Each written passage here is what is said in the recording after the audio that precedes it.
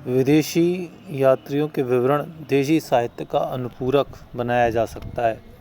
पर्यटक बनकर या भारतीय धर्म को अपनाकर अनेक यूनानी और रोमन और चीनी यात्री भारत आए और उन्होंने अपनी आँखों देखे भारत का विवरण लिख छोड़ा। ध्यान देने योग्य बात यह है कि भारतीय स्रोतों में सिकंदर के हमले की कोई जानकारी नहीं मिलती। उसके भारतीय कारनामों के इतिहास के पुनर्निर्माण के लिए हमें पूर्णतया यूनानी स्रोतों पर आश्रित रहना पड़ता है। यूनानी लेखकों ने 326 ईसा पूर्व में भारत पर हमला करने वाले सिकंदर महान के समकालीन के रूप में सेंद्रोकौप्तस का उल्लेख किया है। यह सिद्ध किया गया है कि यूनानी विवरणों का ये सेंद्रोकौप्तस और चंद्रगुप्त मौर्य एक ही व्यक्ति थे। चंद्रगुप्त मौर्य, जिसके राज्यारोहण की तिथि 322 ईसा पूर्व थी, यह पहचान भारतीय प्राचीन भारत के तिथिक्रम के लिए एक सुदृढ़ आधारशिला बन गई। चंद्रगुप्त मौर्य के दरबार में दूत बनकर आए मेगास्थनीज की इंडिका उन उदाहरणों के रूप में ही सुरक्षित है जो अनेक प्रख्यात लेखों की रचनाओं में पाए जाए हैं। इन उदाहरणों को एक साथ मिलाकर पढ़ने पर न केवल मौर्य शासन व्यवस्था के बारे में अपितु मौर्यकालीन सामाजिक वर्गों और आर्थिक क्रियाकलापों के बारे में भी मूल्यवान जानकारी मिलती है। इंडिका आंखें मूंद कर मान ली गई या अतिरंजित बातों से मुक्त नहीं है, पर ऐसी बातों को तो अन्य प्राचीन विवरणों में भी पाई जाती हैं। ईसा की पहली और दूसरी सदी के यूनानी और रोमन विवरणों में भारतीय बंदरगाहों का उल्लेख मिलता है। भारत और रोमन साम्राज्य के बीच होने वाले व्यापार की चर्चा भी मिलती है। यूनानी भाषा में लिखी गई पेरिप्लस ऑफ द एरिथ्रियन सी और टॉलमी की ज्योग्राफी नामक पुस्तकों में भी प्राचीन भूगोल और वाणिज्य के अध्ययन के लिए प्रचुर महत्वपूर्ण सामग्री मिलती है। इसमें पहली पुस्तक 80 और 115 ईस्वी के बीच किसी समय अज्ञात लेखक ने लिखी थी, जिसमें लाल सागर, फारस की खाड़ी और हिंद महासागर में होने वाले रोमन व्यापार का वृत्तांत दिया गया है। दूसरी पुस्तक 150 ईस्वी के आसपास की मानी जाती है। प्लिनी की नेचुरल हिस्टोरिका ईसा की पहली सदी की है। यह लैटिन भाषा में है और हमें भारत और इटली के बीच होने वाले व्यापार की जानकारी देती है। चीनी पर्यटकों में प्रमुख नाम था फाहियान और ह्वेनसांग। दोनों बौद्ध थे और बौद्ध तीर्थों का दर्शन करने और बौद्ध धर्म का अध्ययन करने के लिए भारत आए थे।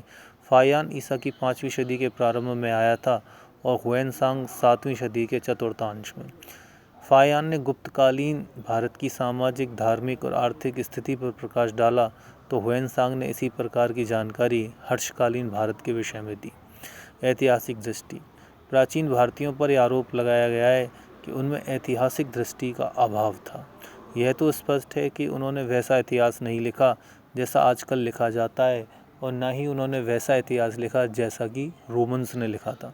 किंतु हमें पुराणों में एक प्रकार का इतिहास अवश्य मिलता है। पुराणों की संख्या 18 है। 18 पारंपरिक पद हैं। विषय वस्तु की दृष्टि से पुराण विश्वकोश के समान है, परंतु इसमें गुप्त काल के आरंभ तक के ही राजवंशीय इतिहास आया है। इसमें घटना के स्थलों का उल्लेख है।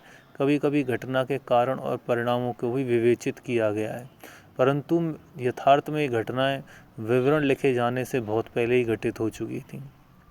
पुराणों के लेखक परिवर्तन की धारणा से अनभिज्ञ नहीं थे। इतिहास जो कि इतिहास का सार तत्व होती हैं। पुराणों में 4 प्रकार के युग बताए गए हैं: कृत, त्रेता, द्वापर और कली। इसमें से हर युग अपने पिछले युग से घटिया बताया गया है और कहा गया है कि एक युग के बाद जब दूसरा युग आरंभ होता है तो नैतिक मूल्यों और सामाजिक मानदंडों का अधपतन होता है। काल और स्थान जो इतिहास के महत्वपूर्ण तत्व हैं, उसका महत्व इसमें बतलाया गया है। कई प्रकार के सामान्य निर्देशों के साथ घटनाएं अभिलिखित हैं। प्राचीन भारत में ही शुरू हुए हैं। विक्रम संवत का आरंभ 57 ईसा पूर्व में हुआ, शक संवत का 78 ईस्वी में और गुप्त संवत का 319 ईस्वी में। इन उत्तरवर्ती अभिलेखों में घटनाओं का उल्लेख काल और स्थान के संदर्भ में आया है। 30वीं सदी ईसा पूर्व के दौरान अशोक के अभिलेखों में काफ़ी ऐतिहासिक दृष्टि लक्षित होती है। अशोक ने 37 वर्ष शासन किया और उसके अभिलेखों में उसके राज्य के 8वें वर्ष से लेकर 27वें वर्ष तक की घटनाएं उल्लेखित हैं।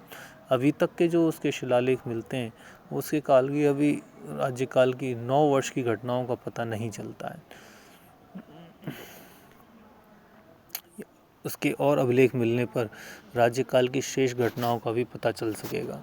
इसी प्रकार ईसा की पहली सदी में कलिंग के नरेश खारवेल के हाथी गुम्फा अभिलेख में भी जीवन की बहुत सी घटनाओं का वर्षवार उल्लेख मिलता है।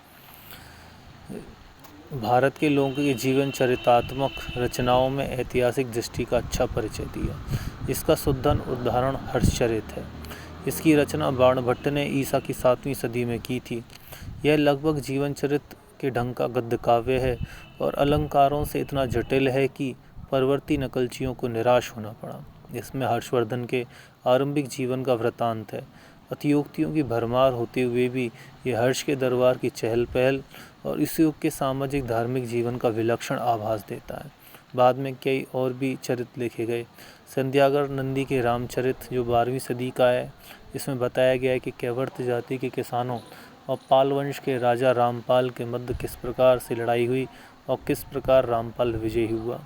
विल्लड़ के विक्रमांक देव चरित्र में कल्याणी के चालुक्य नरेश विक्रमादित्य पंचम के पराक्रमों का उल्लेख है। इसी प्रकार 12वीं-13वीं सदी में गुजरात में कई सेठों के भी जीवन चरित्र लिखे गए। इस प्रकार की रचनाएं दक्षिण भारत में ही हुई होंगी, लेकिन अभी तक एक ऐसा ही वृत्तांत प्रकाश में आया है जिसका नाम है मूषिक वंश। इसकी रचना अतुल ने 11वीं सदी में की थी। मूषिक वंश उत्तरी कर्नाटक के क्षेत्र में शासन करता था। जीवन चरित्र का सबसे अच्छा उदाहरण रास्तरंगिणी है, जिसकी रचना कल्लड़ ने 12वीं सदी में की थी। इसमें कश्मीर के राजाओं का चरित्र संग्रह है और दरअसल ये पहली कृति है जिसे हम आज के अर्थ में इतिहास के बहुत से कुछ लक्षण विद्यमान थे। इतिहास का निर्माण अब तक प्रागैतिहासिक और ऐतिहासिक दोनों ही तरह के बहुत सारे पुरास्थलों की खुदाई और छानबीन की जा चुकी है, परंतु प्राचीन भारतीय इतिहास की मुख्य धारा में उसके परिणामों को उचित स्थान नहीं मिल पाया है। भारत में सामाजिक विकास किन किन अवस्थाओं से गुजरा है, इसका बोध तब तक नहीं किया जा सकता जब तक कि प्रागैतिहासिक पुरातत्व के परिणामों की तरफ ध्यान नहीं दिया जाएगा। इतिहासकालीन पुरातत्व उतना ही महत्व का है।